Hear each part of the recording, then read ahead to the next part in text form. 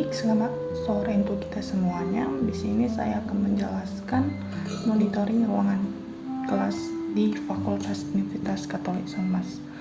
Baik, untuk pertama kali perkenalkan nama saya dengan saya Indonesia Berutu dengan NPM 2308-1009. Di sini saya akan menjelaskan mengenai monitoring.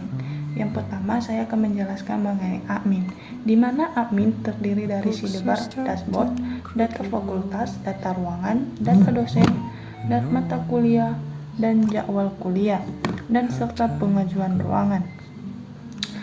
Aku akan menjelaskan mengenai fakultas terlebih dahulu. Data fakultas ini unika terdiri dari 8, yaitu Fakultas Ekonomi, Hukum, Fakultas Ilmu Budaya, Filsafat, FKIP, Fikom, Pertanian, dan Teknik. Lalu untuk mengenai data-data ruangannya ini saya membuat yang real hanya menggunakan ruangan ilmu komputer karena saya jurusan komputer. Lalu untuk data dosennya terdiri dari dekan Fikom, dekan dari fakultas tertentu, dosen filsafat, dosen hukum fakultas hukum, dosen ilmu budaya, dosen FKIP, dosen pertanian, dosen teknik, dan dosen fakultas ekonomi, dosen Fikom, dan dosen Untuk mata kuliahnya di sini akan saya jelaskan juga. Di dosen saya mata kuliah ini terdiri dari kode mata kuliah, jumlah SKS dan semester, dan fakultas yang saya jelaskan tadi. Di sini juga ada aksi untuk edit dan hapus. Dan di sini saya gunakan juga fakultas ilmu komputer karena saya mengetahui apa saja mata-mata kuliah yang saya tahu lah yang di fakultas ilmu komputer. Lalu yang ketiga, selanjutnya itu jadwal kuliah. Di sini ada juga jadwal kuliah yang dimana jadwal kuliah ini terdiri dari mata-mata kuliah yang ada di Universitas Katolik Santo Thomas. Di sini ada saya membuat menu hari, dosen, semua ruangan, dan menu-menu lainnya. Di sini juga bisa menambahkan sebuah jadwal. Misalnya dia akan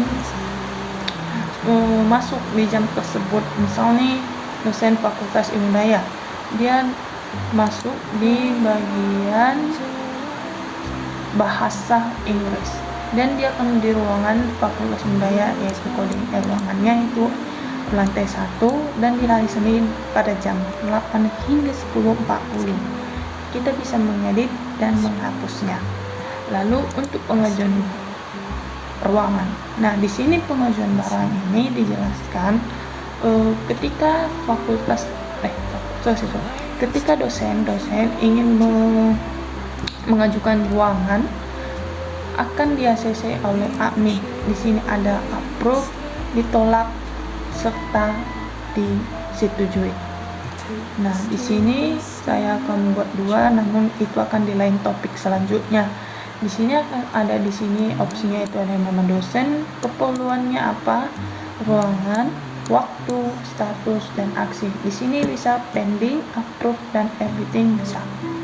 Nah, di data user ini juga ada user yang siapa aja, dekan, dosen-dosennya, admin, rektor, dan sebagainya. Lalu saya akan masuk ke bagian dosen. Di dosen ini ada sidebar, di mana di sini saya mencontohkan dosen Fikom. Di dosen Fikom ini terdiri ada 4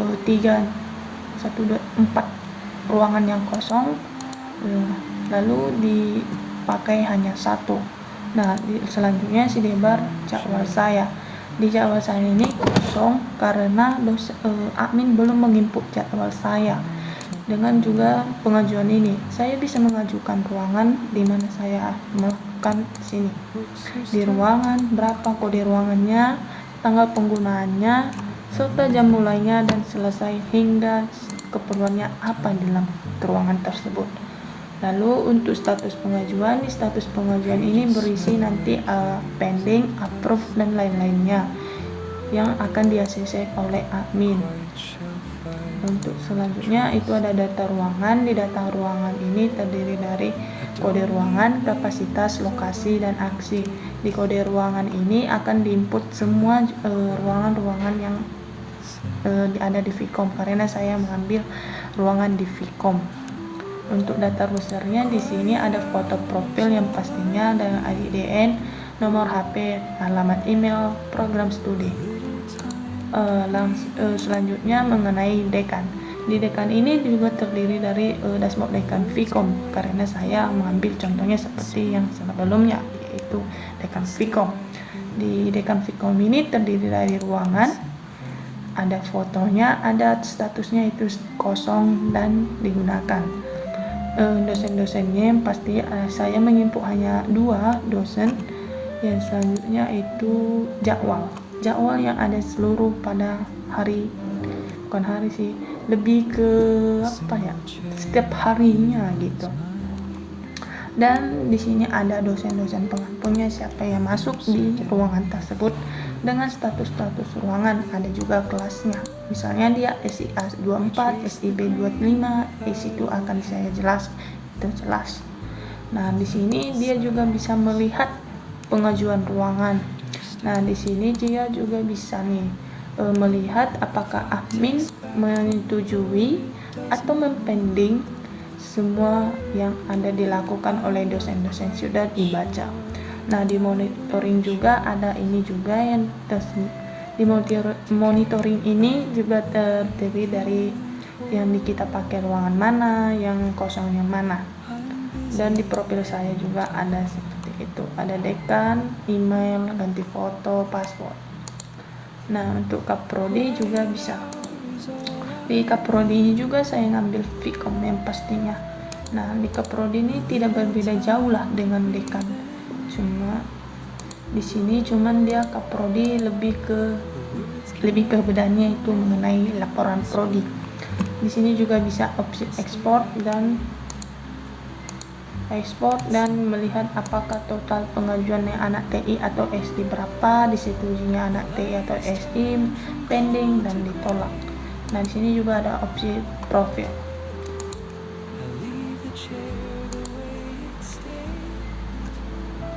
Maaf, ada kesalahan sedikit mengenai rektor. Yang selanjutnya saya akan menjelaskan mengenai rektor yang ada di sini. Di sidebar saya yaitu ada dashboard, ruangan, monitor ruangan, persetujuan pengajuan, statistik, laporan, analisis pemakaian, dan profil. Nah, di sini di dashboard saya terdiri dari 8 fakultas sesuai dengan yang ada di universitas kita. Yang saya masukkan masih yaitu 40 ruangan, yang saya buat 31 ruangan, yang kosong 7 digunakan, dan maintenance hanya 2 saya buat.